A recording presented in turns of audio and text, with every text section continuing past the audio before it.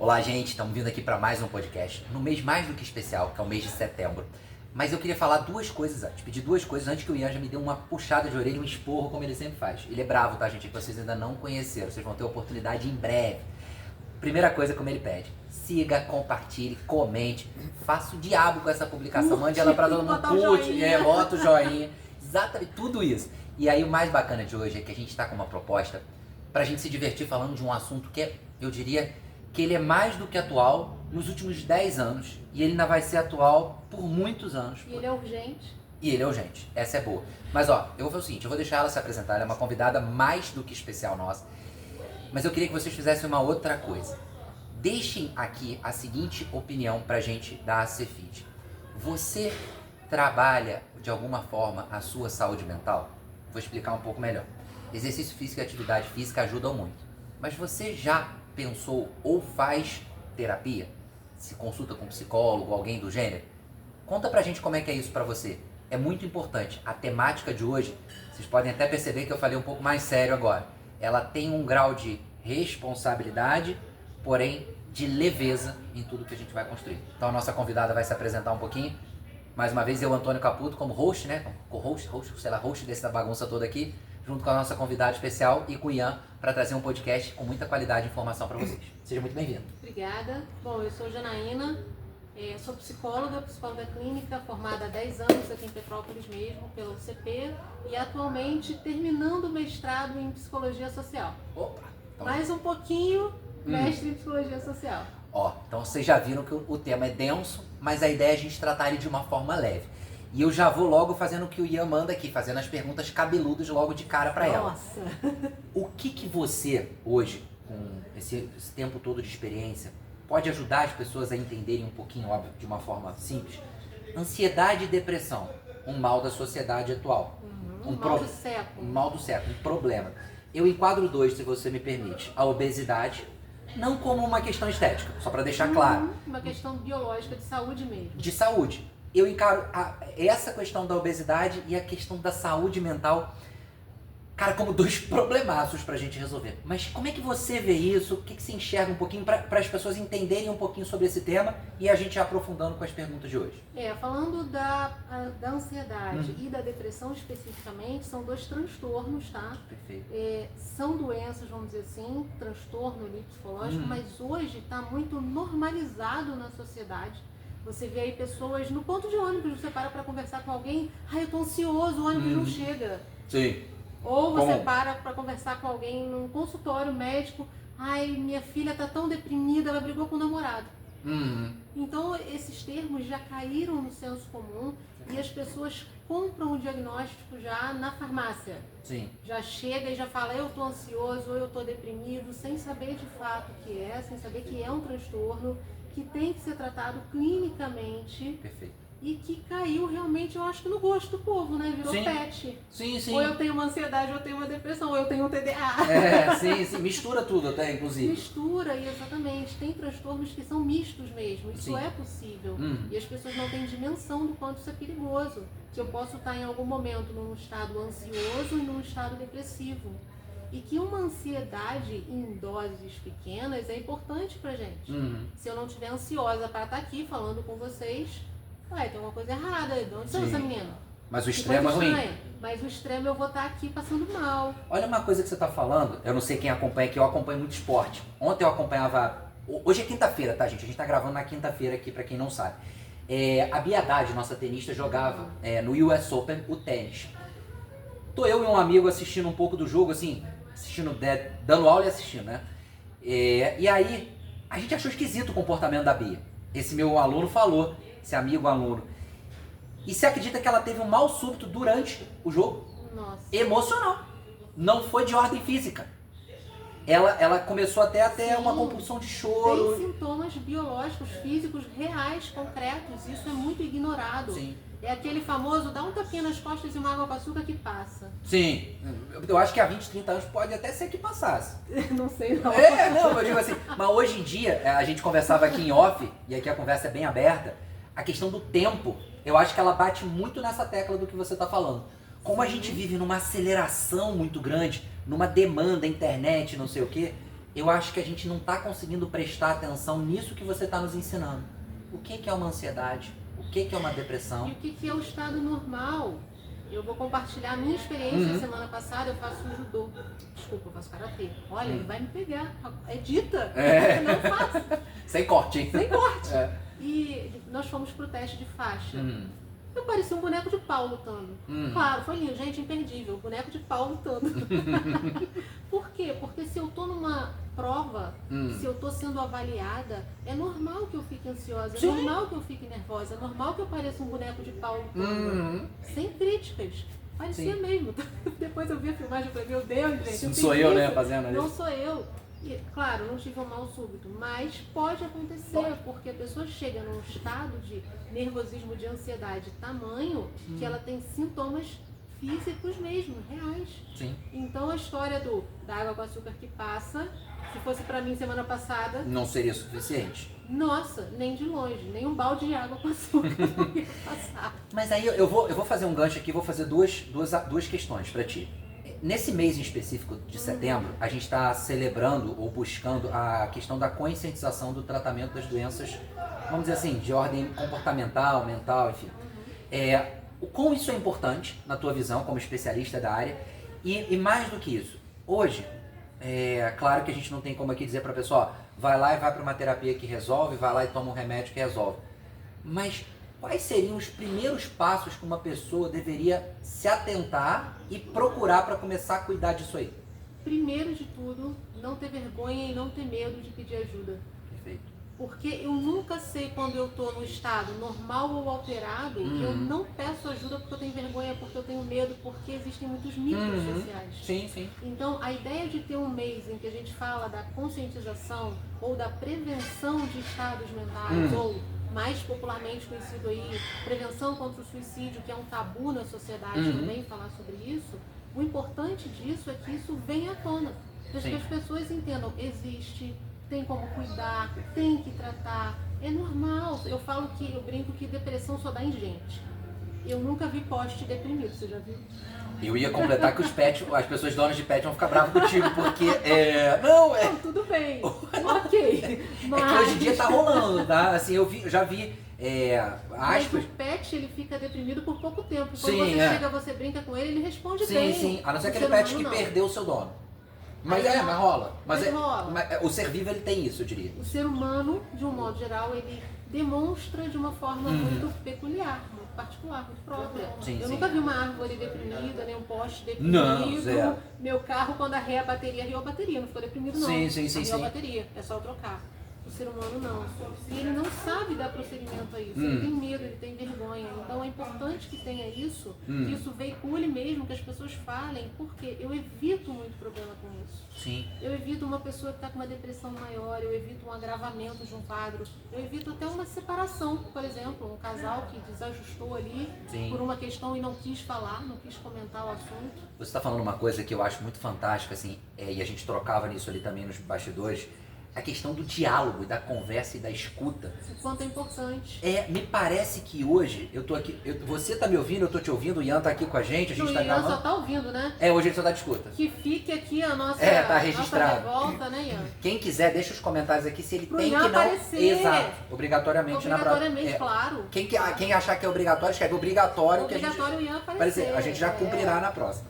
Mas voltando para isso, eu penso muito isso, assim, a gente hoje encontra um cenário mundial de problemas, de transtornos realmente crescentes, principalmente nisso que tange a depressão e a ansiedade. Gente, vocês vão sentir uma diferençazinha aqui, mas a gente só tá voltando porque a gente precisou fazer uma edição, um cortezinho no meio aqui que teve um pequeno probleminha. Mas pensando na linha de raciocínio, quando a gente fala de ansiedade, de depressão, a gente vê um crescimento global disso. Na tua visão como psicólogo, especialista, como é que você enxerga como a gente pode, nesse mês de setembro, que é um mês de cuidar um pouco disso tudo, de fazer reflexão, como que a gente usa isso, né? Como é que a gente faz para começar a cuidar disso na prática do dia a dia? Como é que isso é importante na tua visão? Como é que você enxerga isso? Então, na prática, no dia a dia, e muito aqui na realidade, né? O primeiro passo, a primeira coisa é pedir ajuda e falar sobre o tema. Por isso a importância de ter um mês dedicado só a isso. Não só dos cuidados com a saúde mental, mas a gente fala também da prevenção contra o suicídio. Sim. que é uma coisa, né, um tabu, a sociedade não gosta de falar disso, é natural, ninguém gosta de falar, mas o mais importante é aprender a pedir ajuda, não ter medo, não ter vergonha, né, não ter nenhum problema em falar, olha, não estou bem, estou um pouco ansioso, estou estranho, pode me ajudar? O que eu faço, né? Mas um primeiro passo seria ir a um psicólogo ou você ver outras coisas também como importantes, porque de alguma maneira a questão do tripé que você conversava ainda há pouco comigo, do ir ao psicólogo sim, mas de ter um trabalho cuidando do aspecto social, trabalho cuidando do aspecto físico, isso, ou seja, o médico, o educador físico, como é que é isso na tua cabeça? Como é que você enxerga tudo isso? Então, não tem uma receita de bolo, Perfeito. Né? Não tem uma coisa que o que vai dar certo pra você não necessariamente vai dar certo pro Ian ou pra mim. Sim, sim. Então pedir ajuda a qualquer um. Perfeito. Isso é o mais importante. Pode ser o meu pai, pode ser o meu irmão, pode ser o meu filho. Falar, não tô bem, preciso de ajuda. E num conjunto, né, na família, ou com um amigo, ou com quem você pedir ajuda, tentar ver o que é mais viável para você naquele momento. Será que eu consigo chegar no psicólogo? Sim. Porque nós temos um outro tabu aí também, né, que a gente não abordou, que é a questão social. Às vezes eu não consigo chegar no psicólogo, ou por questões financeiras, ou por questões de eu tenho medo ou eu tenho vergonha. Homem, de um modo geral, isso é estatística, vai menos, quando vai já está no último furo também. Então às vezes tem esse crivo. Mas eu posso procurar alguém de minha confiança para desabafar e essa pessoa pode fazer uma ponte. Perfeito. Posso procurar um médico, sim, qualquer um. Mas tem que ser o neurologista. Não. Tem que ser o psiquiatra. Não.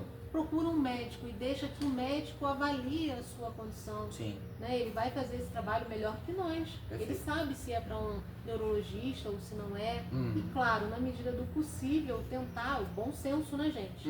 Bom senso para, olha, eu estou num caminho aqui, eu me alimento mal, vou tentar me alimentar melhor, eu sou sedentário, eu vou tentar fazer alguma coisa, eu vou me mexer. O corpo humano, ele foi feito para se mexer, para se movimentar. Perfeito. E aí, pelo que eu estou entendendo, então, esse mais ou menos que a gente falava ainda há pouco, essa história do meio que de um tripé, né, de uma base sólida, de exercício e atividade física como uma forma de você ser uma válvula de escape, uma orientação de um especialista da área da saúde, na medicina, para te dar esse norte, o psicólogo, se você puder chegar nele, a parte de alimentação dentro desse escopo do exercício e atividade física. Claro. E a parte social, eu digo aqui, amigos e família, talvez seja uma base sólida para você...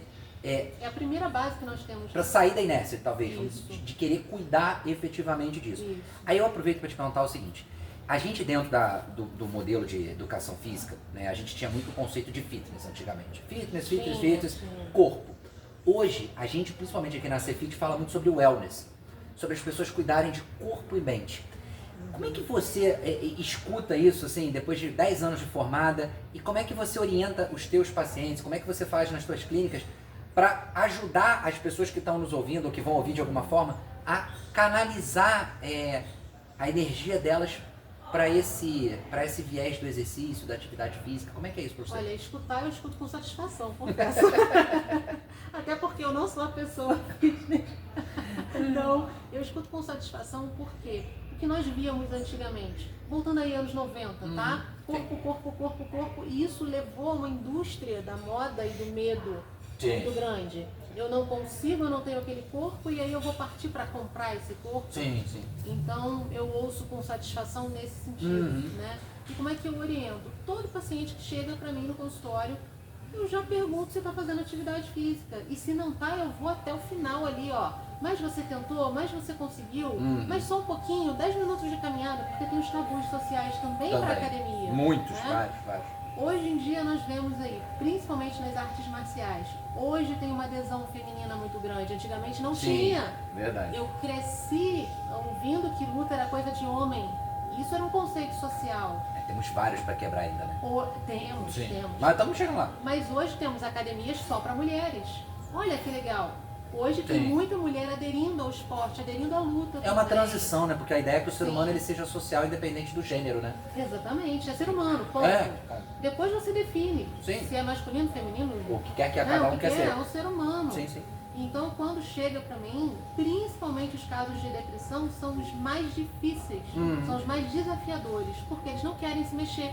Eles têm um cansaço biológico vindo mesmo da depressão. É difícil, dói, cansa, é chato. Pegando um gancho aqui rapidinho, duas coisas. Como é que você vê esses primeiros sinais? Assim, olha só, gente, a ideia não é autodiagnóstico, não, só para deixar claro. Não faça autodiagnóstico. Pelo amor de Jesus. Mas como seriam pequenos sinaizinhos, assim, que dentro de uma questão legal, as pessoas pudessem começar a ter uma percepção, ou até eu que sou familiar de alguém também possa ajudar, porque a ideia aqui é o que eu falo, né? Pessoas cuidando de pessoas aqui na academia. Então como é que a gente pode ter esse cuidado com o outro também? Ou com a gente mesmo? Como é que você vê isso? Tanto o autocuidado quanto o cuidado com o outro, né? Vai partir da mesma premissa que eu gostava muito de alguma coisa e eu perdi o brilho por aquilo ali. Seja por comida, por atividade física, ou por ver série, ou estudar, você logo percebe que a pessoa muda. Entendi. E essa mudança, ela não é à toa. Isso, né? Na depressão, só para deixar Não. claro. Na ansiedade também. Na depressão e na ansiedade também. Porque quando eu tô ansioso, eu deixo de dar conta de algumas coisas que eu gostava muito. E aí eu acabo passando a gostar menos, ou dizendo que não gosto, ou deixando de fazer. Gostei disso. Então, a depressão e a ansiedade, ela tem sintomas parecidos. E misturados, e embolados. Ele gostou, isso dá um ele corte. deu um sorrisinho. Não, eu gostei. Isso dá um bom corte aí no nosso vídeo, sabe por quê? Quando você fala isso, a minha escuta, e eu gosto muito dessa conversa com o psicólogo, com a pessoa que cuida da mente, né? Eu fiz trabalho para a Santa Casa de Misericórdia como voluntário. Legal, e o projeto lá, eu como educador físico, era levar o exercício de atividade física às pessoas, da maneira que elas podiam fazer. Se era 5 minutos subindo escada, se era andando na rua, se era fazendo compra, cara, whatever, não importa. Mas você tocou num ponto que eu acho, assim, é fundamental, assim, a gente perceber, para não estigmatizar as coisas, mas perceber como é que está esse comportamento da pessoa, essa sutileza. Comportamento é espelho de sentimento. Essa é boa. Essa é ótima, né? Essa Freud não explica não. Não, tá revirar lá e não vai achar. Tá acabando pra baixo, não vai achar. Não. Porque eu tenho um sentimento ou uma crença de que eu não sou capaz e eu começo a me comportar de acordo com aquele sentimento. Sim, faz então sentido. eu começo a não me arrumar, não me maquiar, não vir pra academia no mesmo horário, ou vir e fazer menos, ou eu gosto muito de comer, você me chama pra comer, hoje não. Hoje não, eu sempre recuso um convite que eu gostava muito. Ou eu tenho alterações consideráveis em sono e apetite. Eu vou te fazer uma pergunta maldosa agora, misturando dois assuntos, me permita. A gente falava aqui sobre a questão de tempo. Sim. O tempo presente, que estou eu, você e o Ian aqui, a gente está dividindo, e o tempo que a gente divide com a tela, com o computador, com o celular. Eu sinto que existe hoje uma confusão muito grande na sociedade. Seja a pessoa ansiosa, depressiva, ou nenhuma deles, ou todos eles. Todo mundo. A gente não consegue lidar bem com essa questão do tempo e, consequentemente, eu acho que com isso a gente potencializa o nosso estado normal a se tornar um estado negativo, que implica nisso aí que a gente está falando. Ou um estado que agora está sendo normalizado. Ou uma frustração. Pode ser. Mas é engraçado como essa coisa de não saber lidar com o tempo. Por exemplo, se hoje eu estou com meu filho Pedro, cara, são raras as vezes que eu pego no celular e eu pude perceber que eu tenho mais tempo hoje. E que eu consigo fazer o meu dia. Porque são as mesmas 24 horas, mas você está experimentando ela no agora. Eu estou vivendo o presente. Isso. E não estou lá naquele mundo vendo a notícia de tal lugar ou de tal coisa que está acontecendo. Quando eu estou no futuro ou no passado, eu estou adoecido. E eu estou frustrado, porque eu não consigo voltar para corrigir nem avançar para corrigir. Sim, quando eu estou no agora, eu estou pleno, eu estou feliz. Então eu estou aqui, eu estou aqui. Eu estou com o Ian, eu estou com você, eu estou aqui. Eu não posso pensar na louça que tem em casa para lavar ou no trabalho que tem, senão eu vou embolar. Vai embora. Agora pergunta técnica, assim, técnica. Você acredita, eu faço uma coisa hoje e vou dividir com você. Eu faço muito a meditação. Eu gosto. Sim. Olha só, gente, meditação só para deixar claro. Não é você desligar o cérebro. Independente de cunho religioso ou desse mito de que eu não posso pensar em nada. Não, a meditação é um momento onde eu me conecto comigo. Eu não falo que eu me desconecto do resto, não. Pelo contrário, eu me conecto comigo. Tipo assim, beleza, tá, o que eu tô pensando agora? Eu me conecto comigo. E aí eu te pergunto, você acha legal? O que você acha? Porque a gente tem aula de yoga aqui com o mestre Paulo. E o Paulo, assim, é um cara que você para pra conversar com ele. Paulo, boa recuperação é a questão da coluna pra você. Cara, ele é um cara espetacular nesse sentido. Parece que o Paulo não está conosco, assim, não está conosco, não. Ele está muito conosco, essa é a verdade. E é estranho essa relação, né? Como é que eu vejo alguém tão encaixado? Eu brinco que a alma dele voltou pro corpo. Total, a dele tá 100%. É. A minha, sei lá, mas a dele tá ali. A nossa deve estar chegando, né? Ou tentando, coitado. Então, te respondendo, eu fiz 5 anos de meditação zazen. Foram os melhores 5 anos da minha vida. Parei por falta de tempo mesmo, tá? Quero voltar. Vamos voltar. Como é que eu respondo isso? Da melhor forma possível. Olha, isso é a melhor coisa que vocês podem fazer. Por quê? Meditação, gente, não é uma coisa de que nem que Buda inventou, nem que Jesus Cristo inventou. Esquece isso. E esquece também o mito de eu tenho que parar para pensar. Para não pensar. Você não consegue. Quando você morrer, você vai conseguir. Nem sei, né? Vai saber. A gente não sabe o que vem depois, né? Eu acho que prova o contrário, né? Aí eu vou ter a linha reta. Até lá, não. Meu cérebro vai ter pensamento, vai ter uma coisinha ali funcionando. Eu espero, né? É isso que eu quero todo dia. Então, meditar é se reconectar. É prestar atenção no seu corpo, no seu ritmo cardíaco, na sua respiração. E aí você consegue viver o agora. E olha que interessante, você está falando de ritmo cardíaco e a gente já está chegando aqui no final. Você sabe que o exercício bem realizado é aquele que você para, respira, concentra, sente e consegue manter esse ciclo. Talvez seja uma meditação não consciente. Muito boa, isso aí. Assim, porque a musculação tem muito isso, né? Muito repetitivo. Então você vai lá, tem que fazer 3 séries de 10. O quanto você está presente. A gente tem até uma campanha aqui, mas ó, difícil, tá? Porque a turma não larga o celular não, tá? Mas tipo assim, vai treinar sem celular, porque a ideia é você estar ali presente. Sabe as semanas mais legais que a gente teve aqui recentemente? A semana da competição com a pizza, para a pizza, e a outra foi de chocolate? Nossa, não, foi pizza? Porque perde peso para comer pizza? Não, faz exercício para comer pizza. Boa. Mas as pessoas se concentraram. Mas é engraçado ofereceu recompensa, eles concentram. Sim, lembra aqueles ratinhos? Não, olha, não fiquem chateados. Aqui, ó. Skinner se revirando aqui. A ideia foi essa. Boa. Aí, assim, pra gente chegar pro final, o que você daria de dica para quem está nos ouvindo e que ou precisa ajudar alguém ou precisa de ajuda nesse sentido do autocuidado? Porque, como eu disse, aqui na academia a gente tem a missão de pessoas cuidando de pessoas. E eu acho que o que você trouxe aqui pra gente abriu um leque de possibilidades e eu gostaria só de sintetizar isso para entregar para as pessoas no final. Fala pra gente. Procure ajuda. Tá esquisito, sentiu que tá estranho, procure ajuda. Eu acho que, resumindo, as pessoas que procuram ajuda, de qualquer forma, tá? Seja procurar você, ou seja procurar o Ian para conversar, que seja, olha, não importa. Mas as pessoas que procuram, elas têm uma tendência a ter um final muito melhor. Sim. Ou seja, a ter uma vida melhor, mais plena. Perfeito. Enfim, e aqueles que não procuram ajuda, isso é fato, eles afundam mais. Perfeito. Então, eu conversando ontem com o meu professor, ele falou uma estatística que me assustou muito. Eu perguntei a ele se tem algum dado estatístico sobre pessoas que trabalham num projeto de educação física para pessoas que não têm condição. Eu acho isso lindo. Um beijo grande para ele. É o que eu fazia na Santa Casa. Exatamente. E ele falou que 80% das pessoas, gente, 80% das pessoas que chegam lá, elas não querem fazer karatê. Elas precisam de alguma coisa. Desabafar, elas têm o índice de depressão, violência doméstica, violência contra a mulher é imenso lá. 80% eu estou dizendo que 8 a cada 10 pessoas que procuram o projeto estão em alguma condição emocional ruim, estão abaladas. Eu vou endossar esse dado dele. Eu trabalho com academia há 20 anos. Fiz avaliações físicas diversas, muitas.